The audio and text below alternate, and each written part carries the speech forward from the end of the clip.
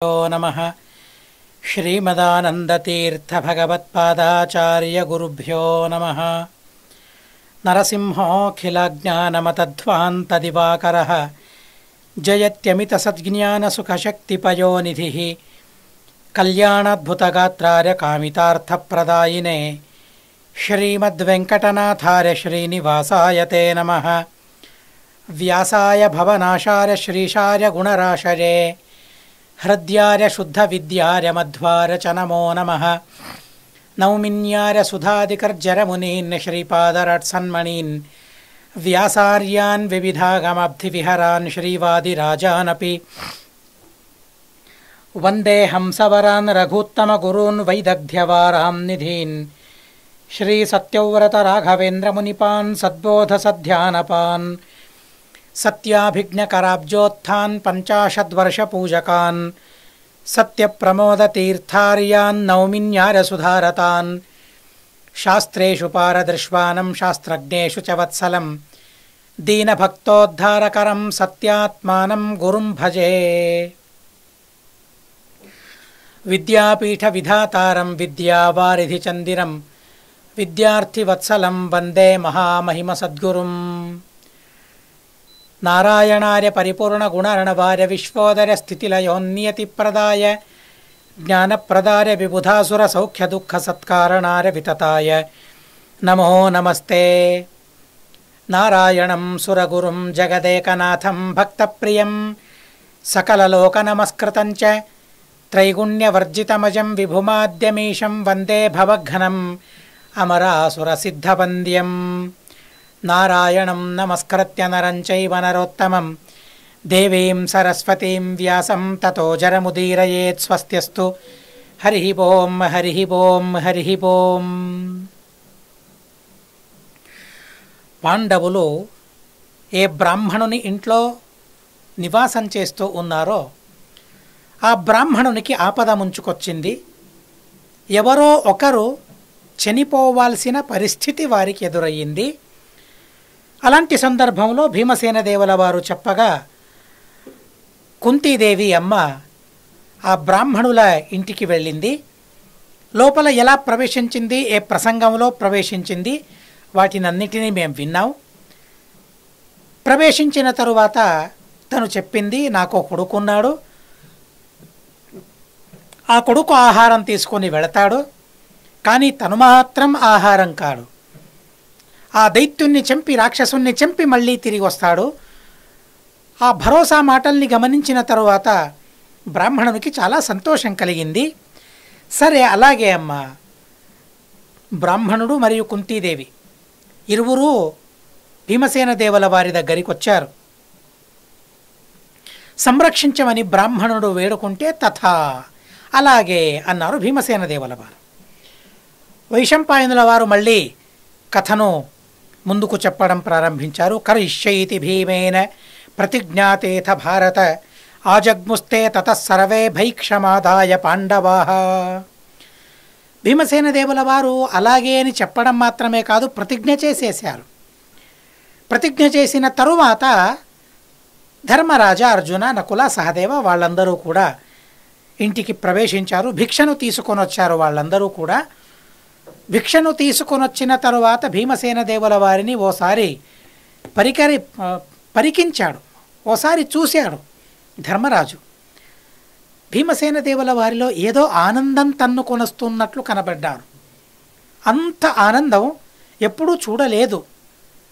చూశారు ఆ ఆనందాన్ని. హిడింబాసురుణ్ణి సంహరించేటప్పుడు, దైత్యుల్ని సంహరించేటప్పుడు, కోపం వచ్చినప్పుడు, మంచి పని చేస్తూ ఉన్నప్పుడు అలాంటి ఆనందం, కంటక నివారణ చేస్తూ ఉన్నప్పుడు, దుష్ట శక్తిని నాశనం చేస్తూ ఉన్నప్పుడు అలాంటి ఆనందం తనకు వస్తూ ఉండేది. కానీ ఇప్పుడు అలాంటి ఆనందమే. చూడండి, తనకు ఆహారం సరిపోవడం లేదు అనే విషయాన్ని మీరు విన్నారు. ఎవరికైతే ఆహారం సరిపోవడం లేదో తనింత ఆనందంగా ఉండగలడా? ఉన్నాడంటే తనకు కావలసిందేంటి? అన్నమా ప్రధానంగా కాదు. దుష్ట శిక్షణ, శిష్ట రక్షణ, ఇదే తనకు అన్నం, ఇదే తనకు ఆహారం. ఆ ఆహారం ఈరోజు దొరికింది తనకు. కనుక ఇంత సంతోషంలో ఉన్నాడు. అదేంటో తెలుసుకోగలిగాడు.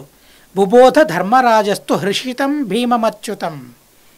భీమసేన దేవుల వారు చాలా హర్షంలో ఉన్నాడు. ఎందుకనో తమ్ముడు చాలా సంతోషంగా ఉన్నాడని తను అనుకున్నాడు. అనుకోవడం మాత్రమే కాదు, తనకు యుద్ధం చేయాలనే ఆలోచన కలిగింది, ఆ సంకల్పం తనకు కలిగింది. ఆ యుద్ధం చేసే ప్రసంగం తనకు కలిగినందువల్ల ఆ ఆనందం తనకు అర్థం చేసుకున్నాడు ధర్మరాజు. తరువాత ఏకాంతంలో తన అమ్మ దగ్గరికి వెళ్ళాడు, కుంతీదేవి దగ్గరికి వెళ్ళాడు. కుంతీదేవిని పరామర్శిస్తూ ఉన్నాడు. అమ్మ, ఏంటి భీముడు అంత ఆనందంగా ఉన్నాడే, ఏ రోజు ఇంత ఆనందం నేను చూడలేను, ఏం జరిగింది? మళ్ళీ ఎవరితోనో యుద్ధమా? యుద్ధం చేయడానికే కదా తను వెళుతూ ఉంది, అందుకోసమే కదా ఈ ఆనందం అని అడిగిన తరువాత కుంతీదేవి చెప్పింది, అవును నాన్న, బ్రాహ్మణునికి ఇలాంటి ఆపద వచ్చింది. ఆ ఆపదను పరిహరించడానికని నేను భీమసేన దేవుణ్ణి పురమాయించాను. కాబట్టి భీమసేన దేవుల వారు ఆ బకాసురుణ్ణి చంపి వస్తారు, ఆ ఆహారాన్ని తీసుకుని వెళతారు అని అనగా ధర్మరాజుకు చాలా కోపం వచ్చింది, చాలా విసుగు కలిగింది. విసుగుతో మాట్లాడాడు. తల్లితో ఎలా మాట్లాడాలి? తను చాలా ధర్మాత్ముడు, అందులో సందేహమే లేదు. అసలు తను మహాప్రస్థానం చేస్తూ ఉన్నప్పుడు చివరి సందర్భంలో ఓ కుక్క తనను వెంబడించింది. కుక్క తనను వెంబడించగా ఆ సందర్భంలో దేవదూతలు వచ్చారు రథం చేసుకొని, రథంలో కూర్చోమన్నారు. అప్పుడు ధర్మరాజు అంటాడు, ఆ కుక్క కూడా రథంలో కూర్చోవాలి, నన్ను వెంబడిస్తూ ఉంది ఎందుకనో, నా పైన తనకు నమ్మకం కుదిరినట్లుంది, ఆ కుక్క కూడా ఈ రథంలో కూర్చోవాలి, అంటేనే నేను రథాన్ని ఎక్కుతాను అన్నారు. దేవదూతలు అన్నారు, అదేంటి ధర్మరాజా, కుక్క ఎలా రథం ఎక్కుతుంది, ఎక్కగలదు, ఏం పుణ్యం చేసిందనేది. అయినా ధర్మరాజు అన్నాడు, లేదు లేదు, అది ఎక్కితేనే నేను రథాన్ని ఎక్కుతాను అన్నాడు.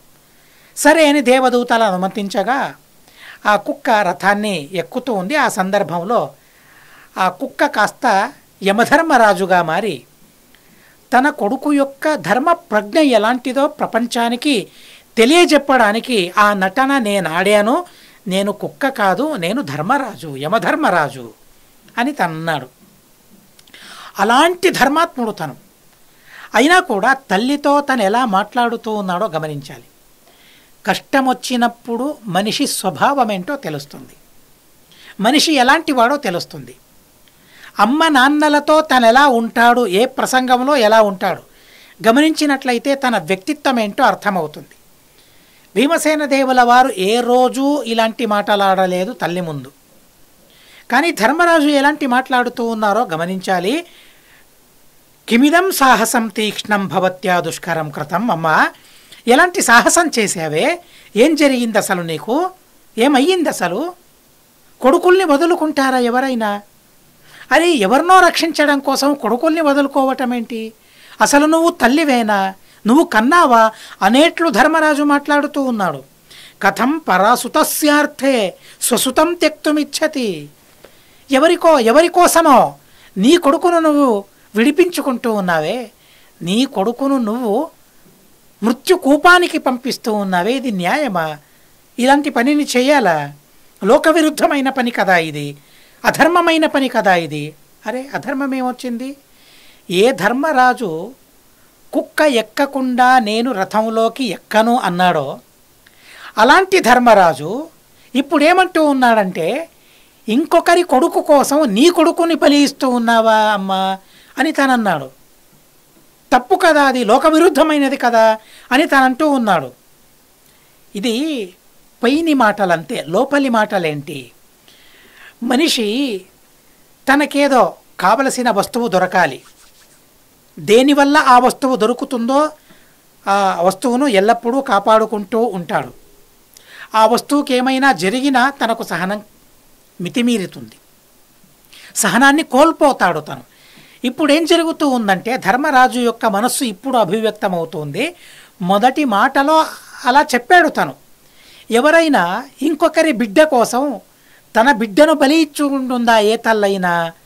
అది ధర్మమా? లోక విరుద్ధమైనది కదా. అని అలా మాట్లాడారు. కానీ తనేం మాటలు చెప్పాలో ఆ మాటలు బయటికి వస్తూ ఉన్నాయి ఒక్కొక్కటి. అమ్మ, ఎవరి బాహుబలాన్ని ఆశ్రయించి మేమందరం కూడా సుఖంగా ఉన్నామో, సుఖంగా పడుకుంటూ ఉన్నామో, అలాంటి భీమసేనుణ్ణి బలి ఇస్తూ ఉన్నావా నువ్వు? యస్య బాహూ సమాశ్రిత్య సుఖం సర్వేషరామహే రాజ్యం చాపహృతం క్షౌద్రై ఆజిహీర్షామహే పునః. ఏ భీమసేన దేవుల వారి బాహుబలం పైన నమ్మకంతో, విశ్వాసంతో, ఆ బాహువులు ఉన్నాయనే భరోసాతో సుఖంగా నిద్రపోతూ ఉన్నామో, ఏ బాహువులను ఆశ్రయించి పోగొట్టుకున్న మహా సామ్రాజ్యాన్ని తిరిగి పొందాలని మేమందరం అనుకుంటూ ఉన్నామో, అలాంటి భీమసేనుణ్ణి బలి ఇస్తూ ఉన్నావా నువ్వు? ఎందుకని ఇలా చేశావు నువ్వు? దుర్యోధనుడు ఏ భీమసేన దేవుల వారి బలాన్ని ప్రతిరోజు ఆలోచిస్తూ తనకు నిద్ర పట్టదు, నిద్ర పట్టలేని రాత్రులను తను గడుపుతూ ఉన్నాడు. అస్సలు నిద్ర లేదు భీమసేన దేవుల వారు ఉన్నంత వరకు. అలాంటి టెన్షన్ తనకు. ఏం జరుగుతుందో, తన వల్ల ఏ హాని జరుగుతుందో, తను ఉన్నాడు కదా, తనను గెలవగలమా లేదు అనుకొని ప్రతిరోజు చింతా నిమగ్నుడై నిద్ర లేని రాత్రులను తను గడిపాడు దుర్యోధనుడు. అలాంటి భీమసేనుణ్ణి బలి ఇస్తూ ఉన్నావా అమ్మా? ఏ భీమసేన దేవుల వారి వీర్యాన్ని ఆశ్రయించుకుని ఈ సమస్తమైన వసుంధరను పొందాలని మేమందరం ఆలోచించామే, అలాంటి భీమసేన దేవుల వారిని బలిస్తూ ఉన్నావా? అసలు ఏమయ్యింది నీ బుద్ధికి, నీ మతికి ఏమయ్యింది అని నిలదీస్తూ ఉన్నాడు ధర్మరాజు. అమ్మ కదా, అలా మాట్లాడొచ్చా? అది ధర్మమా? చూడండి, మనం ధర్మరాజు చాలా గొప్పవాడు, యమధర్మరాజు తను దేవత, పెద్ద దేవత, సందేహమే లేదు, అపరోక్ష జ్ఞాని. అయినా కూడా తనే మేం తప్పు చేస్తే నరకంలో శిక్షించేవాడు తనే, మమ్మల్ని కాపాడేవాడు కూడా తనే. అలాంటి యమధర్మరాజు నిజమే మాకన్నా చాలా చాలా చాలా చెప్పలేనంత గొప్పవాడు తను. అంత ఎత్తులో ఉన్నాడు ఆ ధర్మరాజు, యమధర్మరాజు. అయినా కూడా భీమసేన దేవుల వారి ముందు తనెంతటివాడు. అర్థం చేసుకుంటే యమధర్మరాజుకు సంతోషం కలుగుతుంది. ఏదో తప్పు చేస్తే పైకి వెళతామే, యమలోకానికి వెళతాం కదా, యమలోకానికి వెళ్ళినప్పుడు తను అనుకుంటాడేమో, నువ్వు నన్ను చాలా చక్కగా తెలుసుకున్నావయ్యా, నా స్వామి ముఖ్య ప్రాణుడు, నా నాథుడు తను, మా నాథుడు, దేవతల నాథుడు తను, దేవోత్తముడు తను. అలాంటి ముఖ్య ప్రాణదేవుల వారి అవతారమైన భీమసేన దేవుల వారి కన్నా నేను యోగ్యతలో చాలా చిన్నవాణ్ణి అని నువ్వు తెలుసుకున్నావు కదా, చాలా సంతోషం కలిగింది అని మేం చేసిన పాపాలకు క్షమించేస్తాడు యమధర్మరాజు. అలాంటి యమధర్మరాజు భీమసేన దేవుల వారి కన్నా తక్కువ స్థాయిలో, తక్కువ స్థానంలో ఉన్నాడనే విషయాన్ని మనం అర్థం చేసుకోవాలి. కనుక ఈ మాటల్ని నేను చెబుతూ ఉన్నాను. కృష్ణుడు అన్నాడు, అశ్వత్థామ హతః అని చెప్పవయ్యా ధర్మరాజా. ఆహా, ఎలా చెప్పాలి, అబద్ధం ఎలా ఆడాలి అని నిలదీశాడు కృష్ణుణ్ణి. సర్వోత్తముడైన కృష్ణుణ్ణే నిలదీశాడు. కానీ ఇప్పుడు ఏం చేస్తూ ఉన్నాడు? తల్లిని నిలదీస్తూ ఉన్నాడు. ఎలా? ధర్మ మార్గంలోనా? తల్లి మంచి పని చేసింది. బ్రాహ్మణుని కుటుంబాన్ని సంరక్షించడం కోసం భీమసేన దేవుల వారిని బకాసురుని దగ్గరికి పంపడానికి తను సిద్ధమయ్యింది. అలా సిద్ధమైన ఒక అమ్మ గురించి తను మాట్లాడుతూ ఉన్నాడు. అమ్మ, బుద్ధుందా అసలు నీకు? తెలివి ఉందా? వివేకముందా నీకు? నా మాటలు కాదండోయ్. భీమసేన దేవుల వారిని పంపిస్తూ ఉన్నందుకు చాలా కోపంతో తను మాట్లాడుతూ ఉన్నాడు. తస్య వ్యవతితస్త్యాగో బుద్ధిమాస్థాయ కాంత్వయా కచ్చిన్ను దుఃఖైర్బుద్ధిస్తే విలుప్తా గతచేతసః. దుఃఖాన్ని అనుభవించి నీ బుద్ధి లుప్తమయ్యిందా? బుద్ధిని పోగొట్టుకున్నావా? బుద్ధిని ఎక్కడైనా విడిచేసావా? బుద్ధిని పరిత్యజించావా? నువ్వు అసలు ఏం చేస్తూ ఉన్నావు? బుద్ధి ఉన్నవారెవరైనా ఇలాంటి పని చేయొచ్చా? ఎవరి బాహుబలం వల్ల మనం రాజ్యాన్ని పొందాలని ఆశిస్తూ ఉన్నామో తననే ఆ బకాసురుని దగ్గరికి పంపితే ఇక ఆ రాజ్యం ఎలా మా చేజుక్కుతుంది? ఆ రాజ్యాన్ని మనం ఎలా సంపాదించుకోగలం? చూడండి, ఇది తనకు కావాల్సింది. రాజ్యం కోసం భీముడు కావాలి అని ఆ సందర్భంలో అనుకున్నాడు. భీమసేన దేవుల వారిపైన ఎల్లప్పుడూ ఇదే భావన తనకుందని నేను చెప్పడం లేదు. చాలా భక్తి తనకుంది, అయినా కూడా ఇప్పుడు తనకేం కావాలో చెబుతూ ఉన్నాడు. ధర్మం చేసింది, ధర్మం చేసినప్పుడు నువ్వు చేసింది అధర్మం అని చెబుతూ ఉన్నాడు. చెప్పడం మాత్రమే కాదు, నిలదీస్తూ ఉన్నాడు. బుద్ధి లేదని తల్లినే నిలదీస్తూ ఉన్నాడు ధర్మరాజు. ఏం చెబుతూ ఉన్నానంటే, ధర్మరాజంతటి వాడు కూడా ఎన్నో సందర్భాలలో ధర్మాన్ని తప్పాడు, ధర్మాన్ని పరిత్యజించాడు. తల్లిని కూడా తిరస్కరించే స్థితికి తను చేరుకున్నాడు. ఏమైందమ్మా నీకు బుద్ధి? పెద్దలకు ఇంత అంటే చాలు, వారిని అవాచ్యమైన శబ్దాలతో నింద్యమైన పదాలతో వారిని తిట్టాలని లేదు. నీ బుద్ధి ఏమయ్యింది అని అంటే చాలు కదా, వారిని సంహరించినట్లే లెక్క. పెద్దల్ని నిరాకరించడం అంటే, వారిని తిరస్కరించడం అంటే, అవమానించడం అంటే ఇంతకన్నా ఏముంది? సరే, నువ్వు నీ బుద్ధికి ఏమయ్యిందంటే, నేను ఇలా ఆలోచిస్తూ ఉన్నాను. ధర్మరాజు అన్నాడు, కష్టాలను ఎదుర్కోలేకపోతూ ఉన్నావు, కష్టాల్లో పడిపోయావు, దుఃఖంలో నువ్వు ఉన్నావు. ఎప్పుడేం చేయాలి, ఏం చేయకూడదు అని అసలు నీకు తెలియడం లేదు. నీకు కష్టాల్లో ఉన్నందువలన గతచేత సహా. అలా అన్న తరువాత కుంతీదేవి అంటుంది, యుధిష్ఠిరా నసంతాపస్త్వయా కార్య వృకోదరి. ఏంటి, భీమసేన దేవుల వారికి ఏమైనా అవుతుందా అనే బాధ నీకు, ఆ శోకమా నీకు? భీమసేన దేవుల వారికి ఏ విధమైన హాని జరగదు. ఇది నేనిచ్చే గ్యారంటీ, తల్లి ఇచ్చే గ్యారంటీ. ఇది వారంటీ మాత్రమే కాదు, గ్యారంటీ. ఇది తల్లి ఇచ్చే గ్యారంటీ. ఇది తల్లి విశ్వాసం నూరిపోస్తూ ఉంది ఆ ధర్మరాజుకు. అరే, భీముడంటే ఏంటో నీకు తెలుసా, నాకు తెలుసా? కన్న తల్లి నాకు తెలుసు, నువ్వు అన్నయ్యవి మాత్రమే నువ్వు, కానీ కన్న తల్లి నాకు తెలుసు భీముడేంటో. చిన్నప్పటి నుంచి తనను చూస్తూ ఉన్నాను, భీముడేంటో నాకు తెలుసు. చిన్నప్పటి నుంచి అర్థం చేసుకోవడానికి ప్రయత్నిస్తూ, సరిగ్గా అర్థం చేసుకోవడానికి ప్రయత్నిస్తూ, సరిగ్గా అర్థం చేసుకోవడానికి వీలు కాకుండా మళ్ళీ ఆ ప్రయత్నాన్ని చేస్తూ, భీముణ్ణి ఎన్నిసార్లు పొరపడ్డానో నేను అర్థం చేసుకోవడానికి. అలా పొరపడుతూ అలా ప్రయత్నం చేస్తూ భీముడేంటో కొద్దిపాటిగా నాకు అర్థమయ్యింది. అలాంటి భీముని పైన నీకు అపనమ్మకమా? భీమునికి ఏదైనా హాని జరుగుతుందనే బాధ నీకు, శోకమా నీకు? శోకం అవసరం లేదు. ఆ శోకంలో పడిపోయి నా బుద్ధి ఏమయ్యిందో అని ఆలోచించనవసరము లేదు. శోకంలో ఉన్నా కూడా భీమసేన దేవుల వారి బలమేంటో నాకు తెలుసు. ఎక్కడున్నాం మేము? అసలు బ్రాహ్మణుని ఇంట్లో ఉన్నాం కదా. బ్రాహ్మణుని ఇంట్లో ఉన్నప్పుడు తనకు ఆపదలు ఎదురైతే ఆ ఆపదలను పరిహరించే ప్రయత్నం మేము చేయాలి కదా. కనీస ధర్మం కదా అలా చేయడం. ఆ పని నేను చేశాను, తప్పు చేశానా? నాకు బుద్ధి లేదా? బుద్ధి లేదని అంటూ ఉన్నావా నువ్వు అని కుంతీదేవి మళ్ళీ ఆ ధర్మరాజును నిలదీస్తూ ఉంది. తస్య ప్రతిక్రియాపార్థ మమేయం ప్రసమీక్షత ఈక్షత, సమీక్షత, ప్రసమీక్షత అంటే ఈక్షణం అంటే బుద్ధి అని అర్థం. ఆ బుద్ధి ఎలాంటిదంటే సమీక్షణం, సమీచీనమైన బుద్ధి.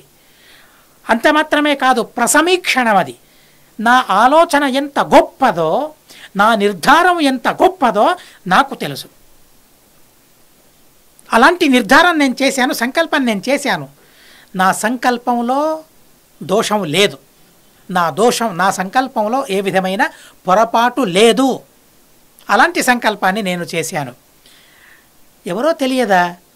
నువ్వు చూసావు కదా, ఎన్నిసార్లు భీముణ్ణి చూసావు. ఇప్పుడిప్పుడే హిడింబాసురుణ్ణి చంపి తను వచ్చాడే, ఏమైనా జరిగిందా?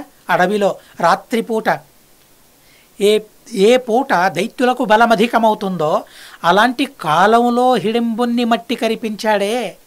ఆ చేతులు కాదా ఇవి? ఏంటి ఆకలిగా ఉన్నాడనుకున్నావా నువ్వు? తన ఆకలి తీరని ఆకలి అది. ఆకలిగొన్నా కూడా తనకే విధమైన బాధ కలగదు ఆ ఆకలి వల్ల. అసలు ఆకలి లేదు, ఆకలి దప్పికలే లేనివాడు తను భీమసేనుడు. నీకేం తెలుసు? ఆహారం ఇచ్చిన నాకు తెలుసు, తల్లికి తెలుసు. తనకు మీరు తెచ్చి పెడుతూ ఉన్నారు ఆహారాన్ని, సగభాగం చేసి తనకిస్తూ ఉన్నాను. అయినా కూడా అది పరమాణువంత అవుతుందే తప్ప దానివల్ల తన కడుపు నిండుతూ ఉందా? కడుపు నిండకపోయినా కూడా తనకే విధమైన క్లేశం అనేది లేదు. క్లేశం కలగడం లేదు. అదే ఉత్సాహం, అదే పరమోత్సాహంతో భీమసేన దేవుల వారు ఉన్నారు. అన్నం లేదు, శుష్కించిపోయాడు, నీళ్లు లేవు, పరితపించిపోతూ ఉన్నాడు అని అనుకుంటున్నావా ధర్మరాజా? తనకు ఎంత అన్నమున్నా, తనెన్ని నీళ్లు త్రాగినా ఏ విధమైన ఆలస్యం కానీ, ఏ విధమైన విసుగు కానీ తనలో కలగదు. ఆలస్యం అసలుండదు. అధికమైన ఆహారాన్ని స్వీకరించేటప్పుడు ఆలస్యం అవుతుంది, మనిషి స్వభావం అది. కానీ భీమసేన దేవుడు ఆలస్యమయ్యేంత ఆహారమే లేదు తనకు. ఆకలి అనేదే లేదు. ఆహారం స్వీకరిస్తాడు. ప్రపంచమంతా తిన్నా కూడా దానివల్ల ఏ విధమైన హాని భీమసేన దేవుల వారికి కలగదు. అలాంటి మహానుభావుడు తను. హిడింబుణ్ణి సంహరించాడు. ఆ బాహుబలం ఎలాంటిదో తెలుసా? అంత అద్భుతమైన బాహుబలం తనది. తల్లిగా ఒక మాట చెబుతాను విను. భీమసేన దేవుల వారిని కన్న తల్లిగా నిజంగా నేనేం కంటాను? తనను కనే తాహతైనా నాకుందా? అసలు లేదు. తనను కనే తాహతు నాకు లేదు అసలు. ఆ లక్ష్మీదేవి అనుగ్రహం వల్ల, ఆ లక్ష్మీదేవి నిజంగా ఆ తాహతు ఉన్నది. భీమసేన దేవుల వారిని కనే తాహతు ఉన్న ఒకే ఒక వ్యక్తి, అది లక్ష్మీదేవి, అది భగవంతుడు. భగవంతుని వల్ల, లక్ష్మీదేవి వల్ల సాధ్యమయ్యే పని తప్ప మరెవరి వల్ల సాధ్యమయ్యే పని కాదు భీమసేన దేవుల వారిని కనడం అంటే. తనకు ఆహారం అందివ్వాలంటే లక్ష్మీదేవి వల్ల సాధ్యమే కానీ నా వల్ల సాధ్యం కాదు. అలాంటి తల్లిగా భీమసేన దేవుల వారి గురించి ఓ మాట చెబుతాను వినవయ్యా ధర్మరాజా. వృకోదరేణ సదృశః బలేనాన్యో న విద్యతే యో వ్యతీయాద్యుధి శ్రేష్టం అపి వజ్రధరం స్వయం. వజ్రాన్ని ధరించి ఇంద్రుడు ఎదురుగా యుద్ధానికి వచ్చినా కూడా అవలీలగా ఇంద్రుణ్ణి సంహరించగల సామర్థ్యం కలవాడు. ఎదుర్కోగల సామర్థ్యం మాత్రమే కాదు, అయినా కూడా తను సంహరించాడు, యుద్ధం చెయ్యడు. భగవద్భక్తులకు ఎదురుగా నిలబడి యుద్ధం చేయడు తను అసలు. ఎందుకని? భగవద్భక్తుడు తను కాబట్టి. సామర్థ్యం ఉంది కానీ యుద్ధం చేయడు, అది వేరే మాట. అలాంటి సామర్థ్యం ఉన్నవాడు. వృకోదరునికి సమానమైన వారు అసలెవ్వరూ ఎక్కడా లేరు, ఇది నా నిర్ధారం అని చెప్పాడు. తను పుట్టగా ఏం జరిగిందో తెలుసా? ఏదో పులి గాండ్రించగా చేతిలో నుండి ఆ పిల్లోడిని విడిచేశాను నేను. క్రింద పడ్డాడు. క్రింద పడితే అక్కడున్న ఆ పర్వతమే శతశృంగమైపోయింది. 100 భాగాలుగా చీలిపోయింది పర్వతం అంతా, శతశృంగ పర్వతం. ఇప్పుడు కూడా కళ్ళకు కట్టినట్లు ఉంది అది నాకు. నేను దాన్ని ప్రత్యక్షంగా చూశాను దాన్ని. అలాంటి భీమసేన దేవుల వారిపైన నీకు అపనమ్మకమా? ఆ భీమసేన దేవుల వారికి ఏమీ జరగదు. తతహం ప్రజ్ఞయా జ్ఞాత్వా బలం భీమస్య పాండవ ప్రతికార్యే చ విప్రస్య తతః కృతవతీమతిం. ఆలోచించి చేసిన పని ఇది, ఆలోచనాపూర్వకంగా తీసుకున్న నిర్ధారం ఇది. ఏంటి? ఏం ఆలోచించాను నేను? తదహం ప్రజ్ఞయా జ్ఞాత్వా బలం భీమస్య పాండవ. భీమసేన దేవుల వారి ఆ బలం గురించి నేను ఆలోచించాను. పరిపూర్ణమైన బుద్ధితో భీమసేన దేవుల వారి బలం గురించి నేను తెలుసుకుని, తర్వాత వారికి ఏమైనా చెయ్యాలి, వారింట్లో ఉన్నాం మేము, దాన్ని కూడా అర్థం చేసుకుని బుద్ధిపూర్వకంగా, మహాబుద్ధిపూర్వకంగా తీసుకున్న నిర్ధారం ఇది, చేసిన సంకల్పం ఇది. ధర్మరాజా, బుద్ధి లేక తీసుకున్న నిర్ధారం కాదిది. కొడుకుకు నచ్చజెబుతూ ఉంది కుంతీదేవి. నేదం లోభాత్, లోభంతో చేసిన పని కాదు, అజ్ఞానంతో చేసిన పని కాదు, మోహంతో చేసిన పని కాదు ఇది. అసలు బుద్ధిపూర్వకంగానే ఈ పని నేను చేశాను. కృతోమయ అర్థౌద్వామపి నిష్పన్నౌ యుధిష్ఠిర భవిష్యతః. దీనివల్ల 2 పనులు అవుతాయి. ఏంటా 2 పనులు? ప్రతీకారశ్చ వాసస్య. ఆ బ్రాహ్మణుని ఇంట్లో ఉన్నాం కదా, ఎంత కులాసాగా ఉన్నాం, ఎంత క్షేమంగా ఉన్నాం. అసలు ఆ అవకాశాన్ని కల్పించాడు కదా తను. దానికి ప్రతీకారం తీర్చుకోవాలి కదా, దానికి ప్రత్యుపకారం చేయాలి కదా. తనకు మేము ఉపకారపడాలి అనే భావన లేదు నిజమే ఆ బ్రాహ్మణునికి. కానీ తన వల్ల ఉపకారం పొందిన తరువాత మేము ప్రతిగా ఉపకారం చేయాలి కదా, అది మా ధర్మం కదా, మా కర్తవ్యం కదా. కాదంటావా ధర్మరాజా? 2 పనులు జరుగుతాయి. మేము ఇక్కడ ఉన్నందుకు ప్రతీకారం తీర్చుకున్నట్లవుతుంది. ప్రతీకారం అంటే, తెలుగులో ప్రతీకారం అంటే ఒకడు కొడితే మరొక కొట్టడం, కొడితే కొట్టడం, తిడితే తిట్టడం, ఇలా ప్రతీకారాన్ని తీర్చుకోవడం కాదు. కొడితే కొట్టడం, తిడితే తిట్టడం అది ప్రతీకారం మా దృష్టిలో. కానీ భీమసేన దేవుల వారి దృష్టిలో, కుంతీదేవి దృష్టిలో ప్రతీకారం అంటే ఏంటి? వారు మాకు మంచి చేశారు, మేం కూడా వారికి మంచి చేయాలి కదా. ఆ అపేక్ష వారికి ఉండకపోవచ్చు, కానీ ఆ అపేక్ష మాకు ఉండాలి కదా. ఆ ప్రతీకారం మేము చేస్తూ ఉన్నాం. ఆ మంచిని మనం పంచిపెడుతూ ఉన్నాం. మంచిని పంచిపెట్టాలి. మంచిని స్వీకరించడం మాత్రమే కాదు, నాకు మంచి జరగాలి, నాకు ఆపద ఉన్నప్పుడు ఎవరో సహాయపడాలి.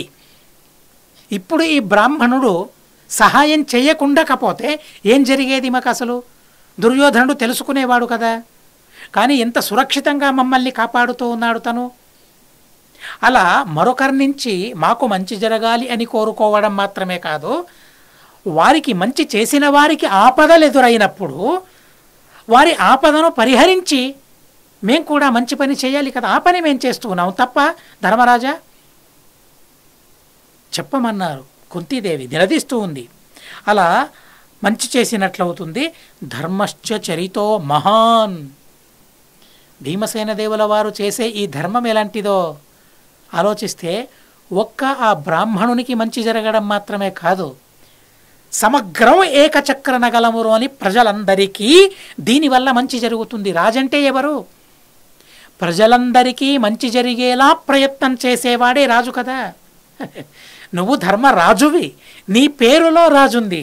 కాను రాజు చేయాల్సిన పనులను భీమసేన దేవుల వారు చేస్తూ ఉన్నారు. చేయడానికి పూనుకుంటారు ఎల్లప్పుడూ కూడా. అలాంటి సంకల్పాలనే చేబడుతూ ఉంటారు. కనుక రెండు పనులు ఇక్కడ జరుగుతాయి. మహాంతమైన ధర్మాన్ని ఆచరించినట్లవుతుంది, అలాగే తనకో మంచి పనిని చేసి పెట్టినట్లవుతుంది, సహాయం చేసిన వారికి ప్రతిగా సహాయం చేసినట్లవుతుంది. ఈ రెండు పనులు జరుగుతాయని ఆలోచించి, చక్కగా ఆలోచించి నిర్ధారణ తీసుకున్నామయ్యా ధర్మరాజా. క్షత్రియుడు ఎలా ఉండాలి? బ్రాహ్మణులకు సహాయం చేయాలి. బ్రాహ్మణులకు సహాయం చేస్తే శుభమైన లోకాలు తనకు కలుగుతాయట. అంతేనా? బ్రాహ్మణులు మాత్రమేనా? వారికి మాత్రమే మంచి చేయాలా? ఎవరన్నారు అలాగా? క్షత్రియులకు కూడా క్షత్రియుడు మంచి చేయాలి. క్షత్రియస్యైవ కుర్వాణః క్షత్రియో వధమోక్షణం విపులాం కీర్తిమాప్నోతి. ఒక క్షత్రియుడు మరొక క్షత్రియునికి సహాయపడితే, తన ఆపదను పరిహరిస్తే దానివల్ల ఉత్తమమైన కీర్తిని, మంచి లోకాలను సంపాదించుకుంటాడు. అలాగే వైశ్యుని కోసం సహాయం చేస్తే, వైశ్యుని ఆపదలను పరిహారం చేస్తే సర్వేష్వపి లోకేషు ప్రజారంజయతే ధ్రువము. తను నిజమైన ప్రజారంజకుడవుతాడు, ఆ కీర్తిని సంపాదించుకుంటాడు. శూద్రులకు కలిగిన ఆపదలను క్షత్రియుడు పరిహరిస్తే శరణార్థినమాగతం.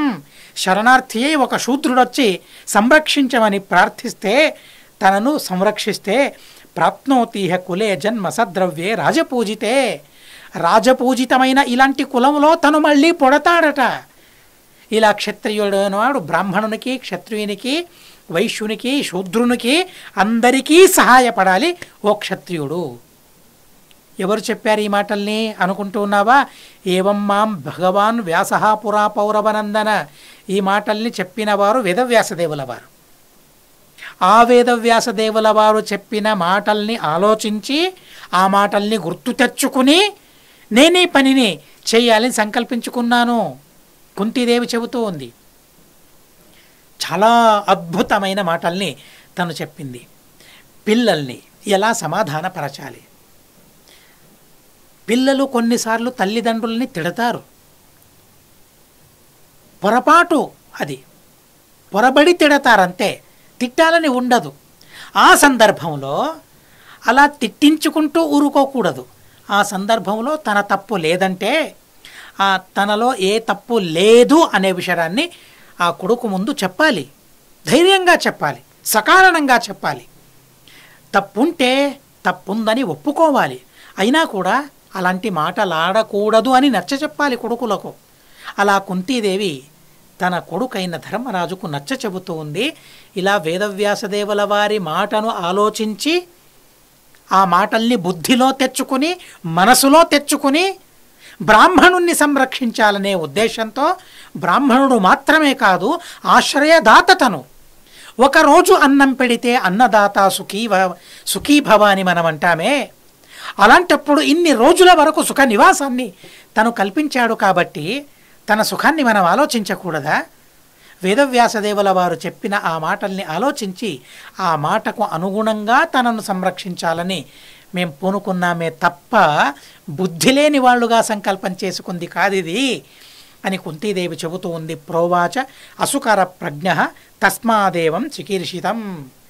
కనుక నువ్వు కూడా ఆలోచించు, మేం చేసిన పని తప్పు కాదు అనే దృఢ నిర్ధారం నీకు కూడా ఉండాలనే ఉద్దేశంతో ఈ మాటల్ని నేను నీకు చెప్పాను అని కుంతీదేవి చెప్పడంతో 176 అధ్యాయాలు ముక్తారమవుతాయి. ఇది శ్రీమన్మహాభారతే ఆదిపర్వణి బకవధ పర్వణి షట్సప్తత్యధికశతతమోధ్యాయః అస్మద్గురువంతర్గత తాత్విక దేవతాంతర్గత భారతీరమణ ముఖ్య ప్రాణాంతర్గత శ్రీకృష్ణార్పణమస్తు. అక్షరం కర్మ రస్మిన్ పరే స్వర్పితం ప్రక్షరం యాంతి దుఃఖాని యన్నామతః అక్షరోజో అజరః సర్వదేవామృతః కుక్షిగం యస్య విశ్వం సదా అజాదికం ప్రణరామో వాసుదేవం దేవతామండలాఖండమండనం. హరి ఓం అనేన భావయత్పుణ్యం అవాప్నోతు గురుర్మమ.